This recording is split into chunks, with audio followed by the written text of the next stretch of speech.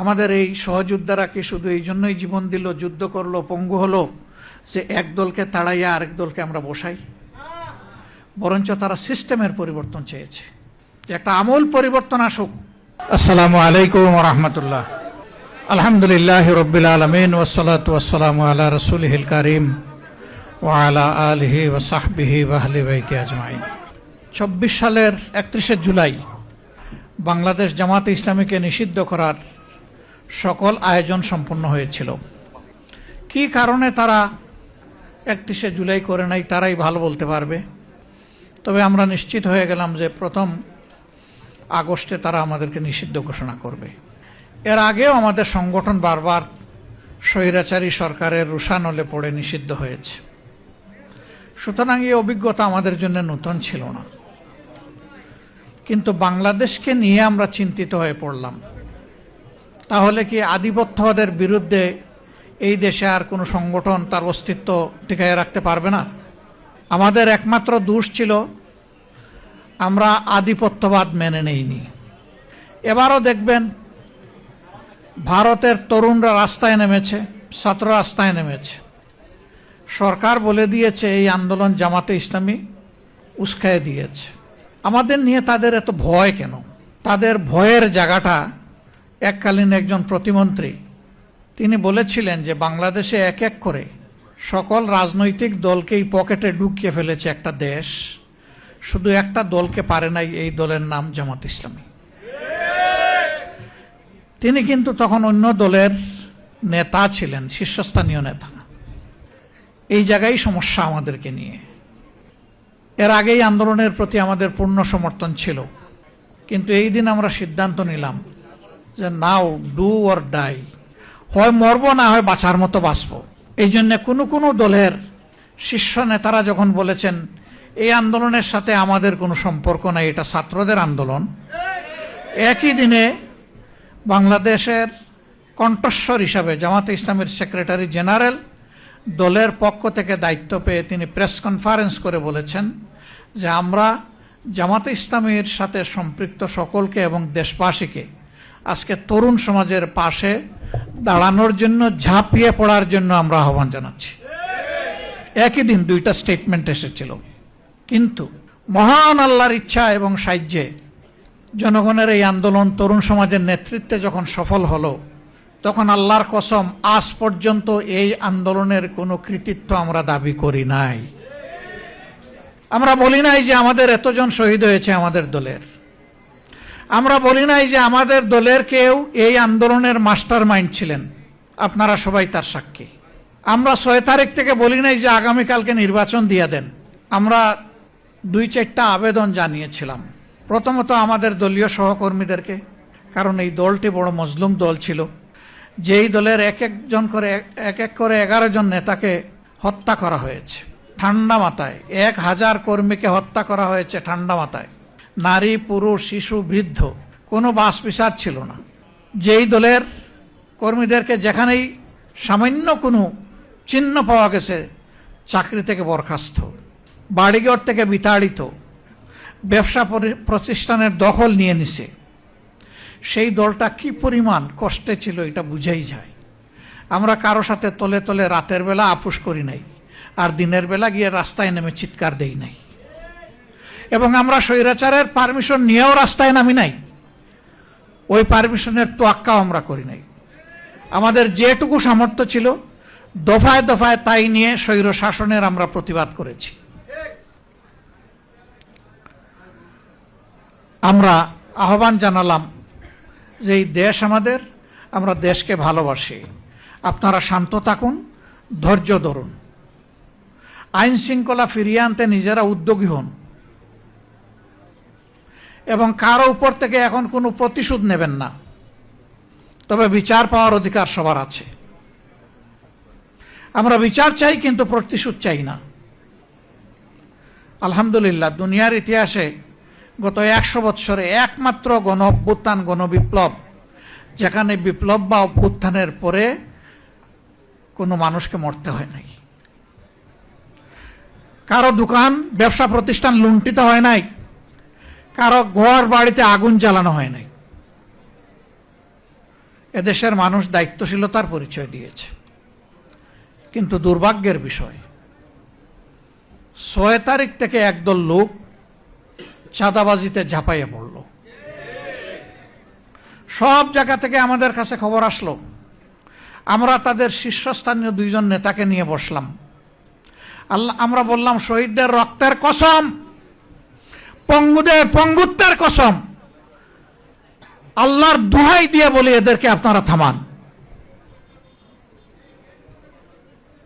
আমাদের কথা তাদের ভালো লাগে নাই। ভালো লাগবে কিভাবে? স্বয়ং শস্যার মধ্যে ভূত থাকলে ভূত কিভাবে তাড়াবেন?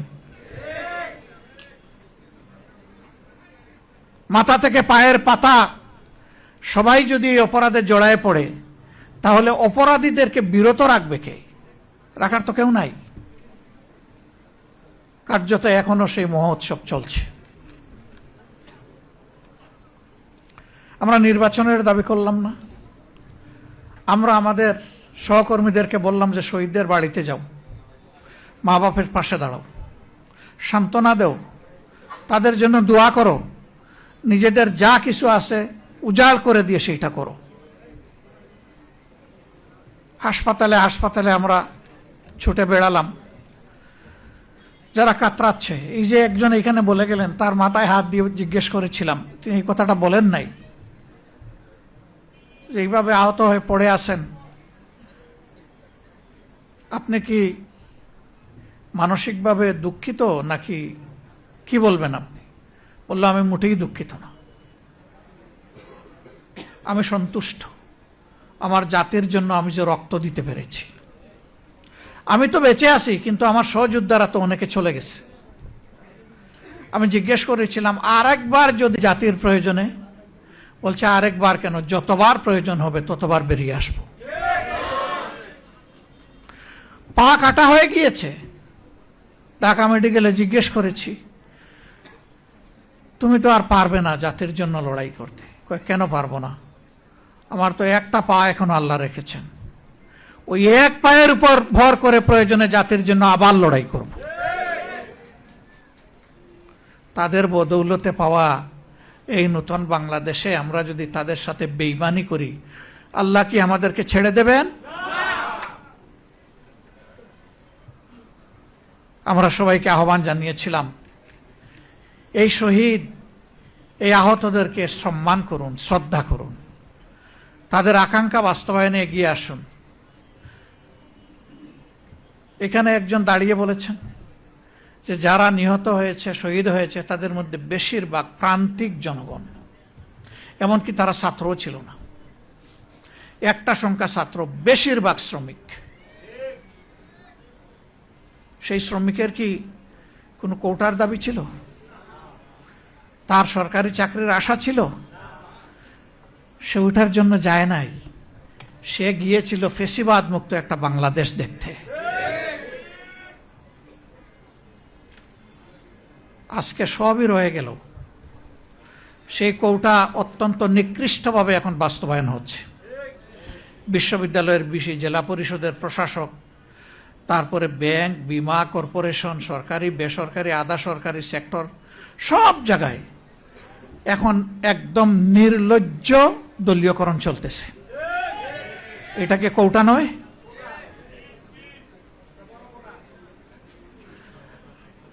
এখানে যোগ্য লোকদেরকে, দেশপ্রেমিক লোকদেরকে সরিয়ে দেওয়া হচ্ছে।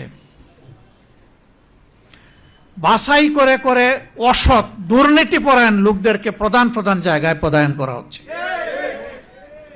যেন একটা দুর্নীতির স্বর্গরাজ্য কায়েম করা যায়।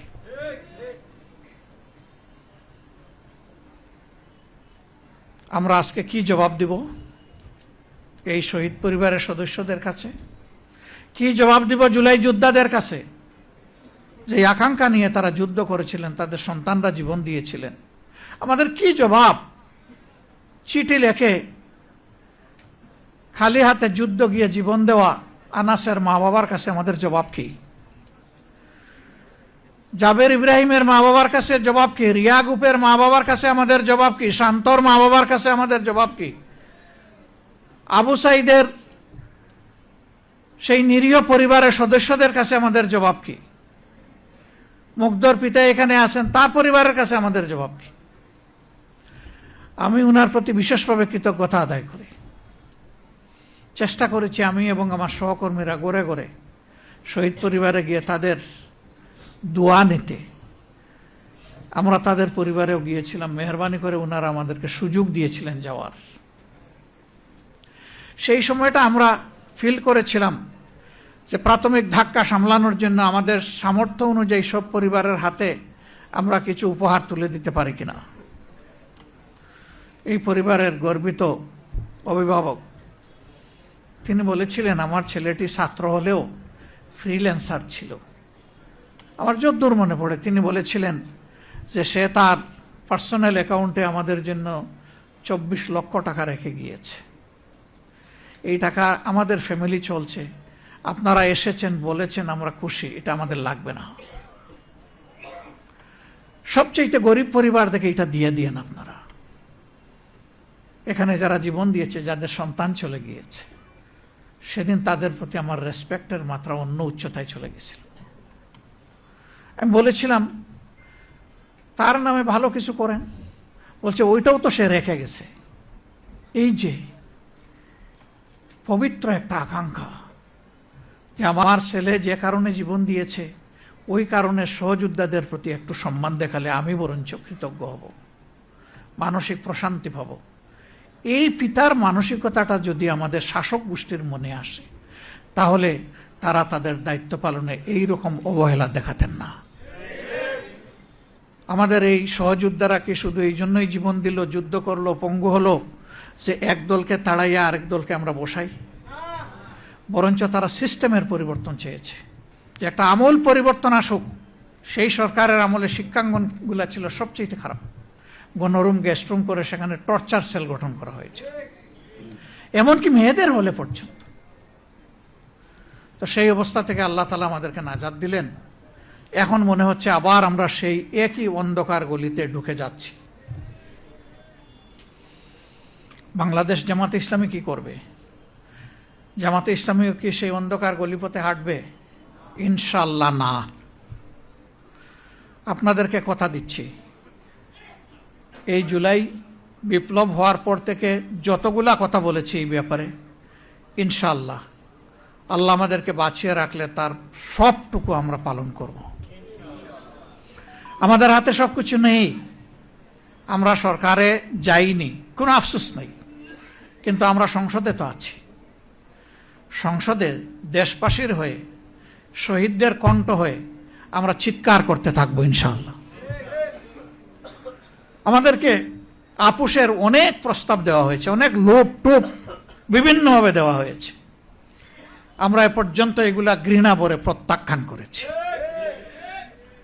আমরা বলেছি গণভোট আপনারা চাইলেন, আমরা চাইলাম, এখন আপনারা মানেন না, আমরা কিন্তু আমাদের জায়গায় আছি, আমরা এখান থেকে সরতে পারবো না। জনগণের সাথে আমরা বেঈমানি করতে পারবো না, আমরা করব না। আপনারা দোয়া করবেন আমাদের ওয়াদার উপর আমরা যেন টিকে থাকতে পারি। এবং ইনশাআল্লাহ আমরা আশাবাদী, আমরা আস্থাশীল, গণভোটের গণরায় এই বাংলার জমিনে বাস্তবায়ন হবে ইনশাআল্লাহ। আমরা ইস্যু ছাড়ব না। দ্বিতীয়ত, যারা জীবন দিল, প্রতিশোধ চাই না, কিন্তু বিচারটা কি পাবো না? শুধু কারো বাবার বিচার, নিজের বিচার, মায়ের বিচার, বোনের বিচার, ভাইয়ের বিচার হবে, আর এই দেশের নিরীহ জনগণ শহীদ হয়েছে তাদের হত্যাকারীদের বিচার হবে না? সেই বিচারও ইনশাআল্লাহ এই বাংলার মাটিতে হবে। কোনো কোনো বিচার 50 বছর পরে হয়েছে এই দেশে, কোনোটা হয়েছে 21 বছর পরে। আমরা কথা দিচ্ছি এই বিচারও ইনশাআল্লাহ জয় দিন, জয় মাস, জয় বছর পরে হবে হবে হবে ইনশাআল্লাহ। আমরা এটাও ছেড়ে দিব না, এই দাবি আমরা ছেড়ে দেব না। আমরা ছেড়ে দেওয়ার কেউ নই, আমরা ওয়াদাবদ্ধ। এই ওয়াদা আমাদেরকে বাস্তবায়ন করতে হবে। আমরা সরকারের কাছে খোলা মনে আহ্বান জানাবো। ভুলভ্রান্তি মানুষের হয়, দলের হয়, সরকারের হয়, বিরোধী দলের হয়, সবার হইতে পারে। আমরা মনে করি সুস্পষ্টভাবে আপনারা জাতির সাথে দেওয়া কথা লঙ্ঘন করেছেন, আপনারা জাতির সাথে বিশ্বাস রক্ষা করেন নাই, আপনারা বিশ্বাসঘাতকতা করেছেন। আপনারা ফিরে আসেন, এই দাবি মেনে নেন, দানাই পানাই বাদ দেন। এইটা ওইটা ডানে বামে চলা বাদ দিয়ে সোজা চলেন। জাতি কঠিন সংকটে আপনাদের পাশে থেকে এই দেশকে গড়বে ইনশাল্লাহ, কারণ আমরা আমাদের দেশকে ভালোবাসি। আরেকটা কথা আমরা বলে দিচ্ছি, আমাদেরকে বিভিন্ন ভয়ভীতি দেখানো হচ্ছে, আপনাদেরকেও দেখানো হচ্ছে। আল্লাহর কসম, আল্লাহ ছাড়া কাউকে ভয় করি না। কেন ভয় করব? ফাঁসির তক্তার উপরে তো আমাদের নেতৃবৃন্দ দাঁড়িয়ে বলেছেন, সাবধান, অন্যায়ের কাছে মাথা নত করা যাবে না। আমরা ওই জায়গায় দাঁড়িয়ে আছি। আমরা মনে করি যে আমরা প্রতি মুহূর্ত ফাঁসির তক্তার উপরেই আছি, কিন্তু আমরা কারো কাছে মাথা নত করব না ইনশাআল্লাহ। আমাদেরকে যাই করা হোক, যাই বলা হোক, আখের মনে রাখবেন যে সমস্ত শক্তি এবং কুওয়াতের মালিক হচ্ছেন আল্লাহ রাব্বুল আলামিন। এখানে একজন জুলাই যোদ্ধা তিনি বলে গেছেন কোরআনের একটি আয়াত, কামিন ফিয়াতিন কালিলাতিন গালাবাত ফিয়াতান কাসীরাতান বিইজনিল্লাহ। বড়ত্বের দম্বে, অহংকারে কেউ যেন ফেটে না পড়েন। আল্লাহর কাছে এটা 2 পয়সার কোনো মূল্য নেই। আল্লাহ চাইলে বিশাল বাহিনীর উপর ক্ষুদ্র বাহিনীকে বিজয় দিয়েছেন, বারবার দিয়েছেন ইতিহাসে। সে বিজয় তো আমরা দেখেছি। আমাদের সন্তানরা হাতের মধ্যে একটা দা কিরিস নিয়েও রাস্তায় নামে নাই। ইমানের অস্ত্র বুকে ধারণ করে, আল্লাহর উপর ভরসা করে, দেশপ্রেম, মানব প্রেমে উদ্বুদ্ধ হয়ে তারা খালি হাতে মোকাবেলা করেছে। সমস্ত অস্ত্র, গোলা বারুদ সব কিছু সেদিন বুথা হয়ে গিয়েছিল। এটি বিশ্বের ইতিহাসে আনপ্রেসিডেন্টেড, এটার কোনো তুলনা নাই। এই দেশের মানুষকে, যুব সমাজকে মেহরবানি করে ভয় দেখাবেন না। জুলাই যোদ্ধাদের উপর আক্রমণ হচ্ছে বিভিন্ন জায়গায়, আমাদের উপর আক্রমণ হচ্ছে। দোষ আমাদের একটাই যে আমরা অন্যায়ের বিরুদ্ধে কথা বলতেছি। আক্রমণ করেন, অসুবিধা নাই। করতে করতে কে কোথায় যে পালায় আর ডুবে আল্লাহ তাআলা ভালো জানে। কিন্তু আমরা যা বলার জাতির অধিকারের জন্য আমরা বলেই যাব, আমাদের মুখ কেউ বন্ধ করতে পারবে না। আমি আপনাদের কাছে প্রিয় সংগঠনের পক্ষ থেকে গভীর কৃতজ্ঞতা জ্ঞাপন করছি। শহীদ পরিবারের যারা এসেছেন, জুলাই যোদ্ধা যারা এসেছেন, সম্মানিত অতিথিবৃন্দ আমাদের দাওয়াত কবুল করে এসেছেন, আল্লাহ তাআলা আপনাদেরকে উচ্চ মর্যাদা দান করুন। আমাদের প্রিয় শহীদদেরকে আল্লাহ তাআলা মুহাক্কিক শহীদদের তালিকায় অন্তর্ভুক্ত করুন। তাদের পরিবারকে আল্লাহ তাআলা ধৈর্য ধরার তৌফিক দান করুন।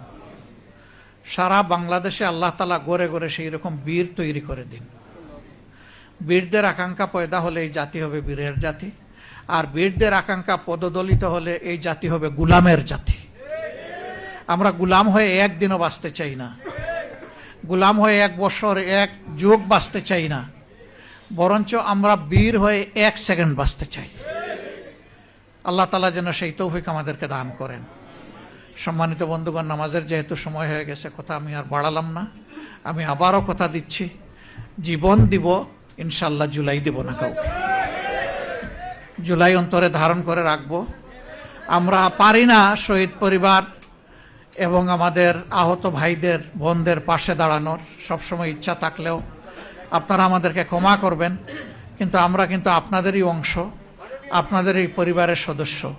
আল্লাহ রাব্বুল আলামিন আজকের এই আয়োজনকে কবুল করুন। আজকে আসলেই আমরা খুবই বারাক্রান্ত হৃদয়ে এখানে দাঁড়িয়েছি, কারণ 2 বছর হয়ে গেল জুলাইয়ের আকাঙ্ক্ষা তো পূরণ হচ্ছে না, রথ এখন উল্টা দিকে চলছে। আল্লাহ আমাদেরকে সঠিক পথে চলার তৌফিক দান করুন। আসসালামু আলাইকুম ওয়া রাহমাতুল্লাহ।